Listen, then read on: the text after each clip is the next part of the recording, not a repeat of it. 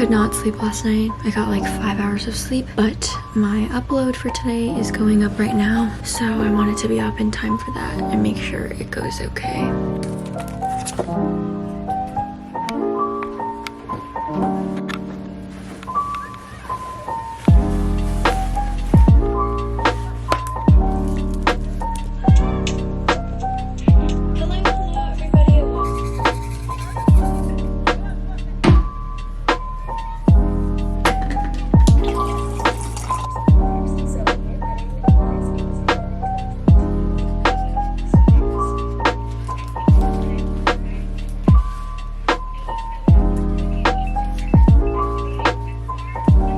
Hello everybody and welcome back to this week's vlog. It's going to be a weekend vlog except that it's Thursday, so I'll be filming from Thursday to Sunday just because I kind of want to do weekly vlogs from Monday to Sunday again. Hopefully I can get a lot of reading done like I did in the last vlog that I filmed during these few days. I have a TBR. First off, I have 2 graphic novels. This one is Blankets by Craig Thompson, which, you know, obviously looks very chunky. It was just something that was on my TBR for a long time. This is taking place in a Midwestern winter. This is a graphic novel memoir, it says, about Craig Thompson's coming-of-age high school romance with the tale of 2 brothers growing up in rural isolation. I have another graphic memoir, The Best We Could Do by Thi Bui, about Thi Bui's journey from war-torn Vietnam to their new lives in America. So I would like to read one of these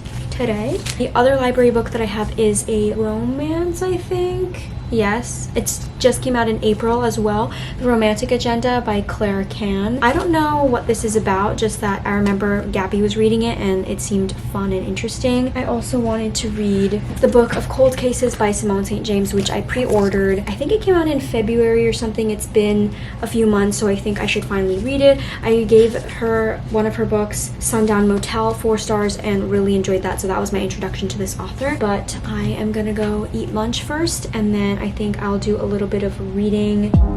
Let's see.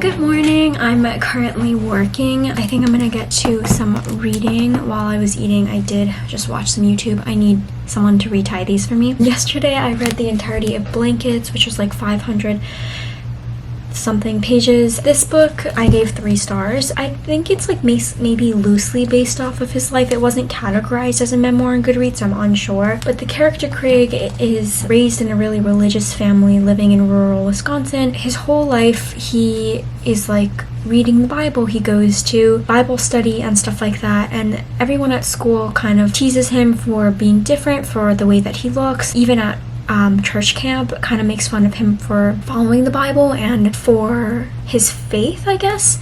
He also feels really ashamed in thinking different things, like wanting to go to art school. He's told like that's leading into sinful activities and things like that. It was a lot of like religion, and not being a religious person, I couldn't really relate to his loss of faith or questioning his faith, but I think it was still, the coming of age part was really interesting. It does hint at like child abuse, sexual assault, not really spoken about. So before bed I just read 30 pages, like a chapter of Ace, which I am still reading from last week's vlog. I'm hoping to read a chapter of this or 2 today as well, and then I think I'll just have 2 chapters left so I can kind of slowly read this over the course of this vlog. Before I do head out though, I would also like to read this graphic novel, The Best We Could Do, and then I think for the weekend I'll take with me the book of Cold Cases, which I'm pretty excited to start. It won't be the worst thing if I don't read this. I just would like to have read a lot of pages today because I won't be doing a lot of reading probably on Saturday. Coda and I do have a date planned, but if you're new to my channel, my vlogs, I don't get a lot of reading done on Saturday just because that's like the full day that I spend with Coda, my boyfriend.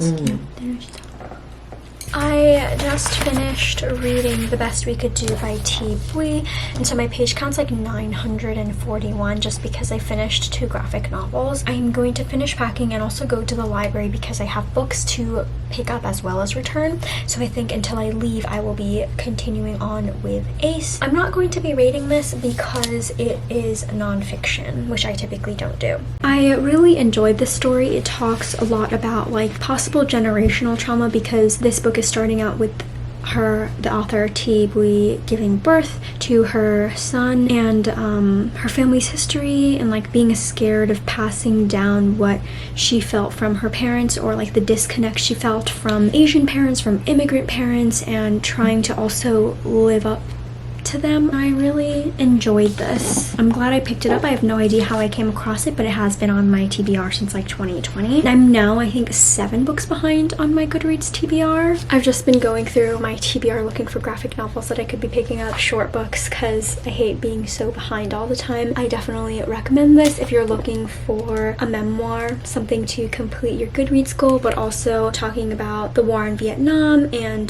their immigrant story coming in to the United States and how they persevered here. This is my library haul of short books. I have a sci-fi graphic novel, memoir, I think, and then I have I Don't Know, and I believe this is a horror book, but they're all very short.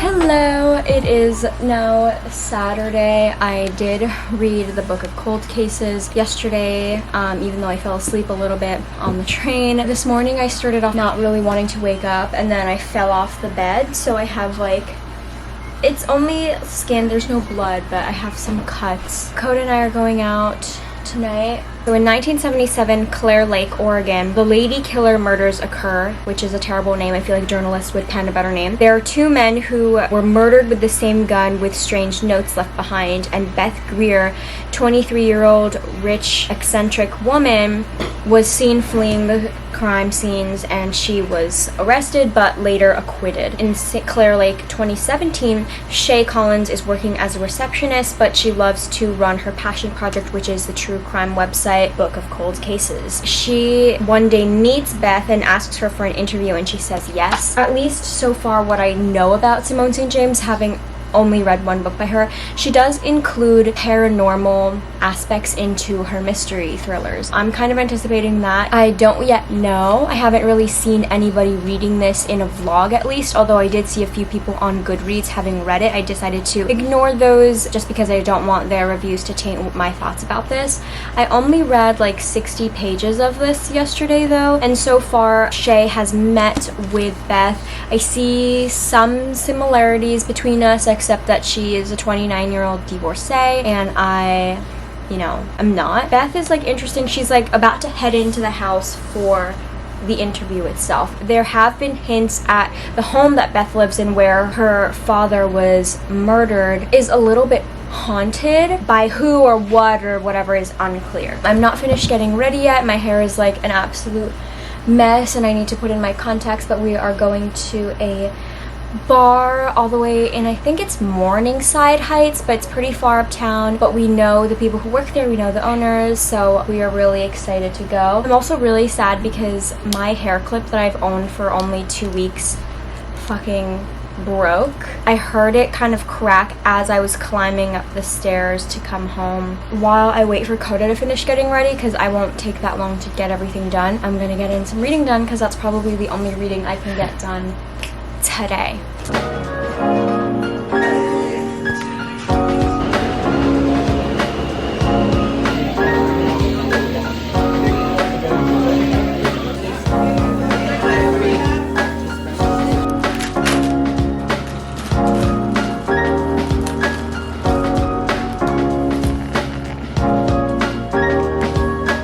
Last night was really fun. I drank too much. I woke up so disoriented because my alarm was ringing at 8 a.m. I didn't get to read too much yesterday. However, I have some theories of what happened. I don't think that Beth killed them. Maybe like the paranormal aspect is that she actually did do it, but it wasn't of her own accord. Like maybe she is being possessed or something. I know that the house is definitely haunted. I don't know by who. I think it's a woman, but I feel like it would make more sense for it to be her dad because he actually died there. So there has been something revealed about Shay and her past. She did reveal to Beth what it was, but there's definitely more that we don't know. Definitely wasn't the whole story what she told Beth, because the detective had something else to say because he remembered her.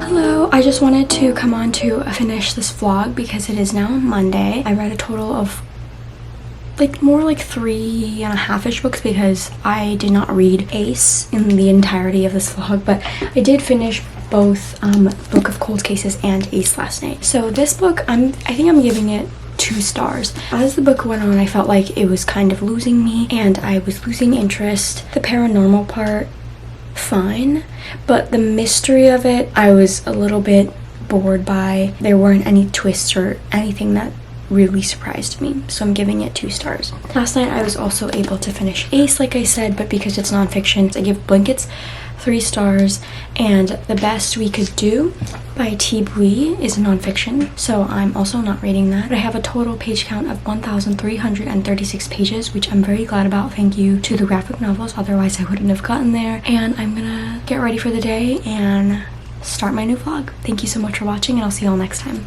Bye!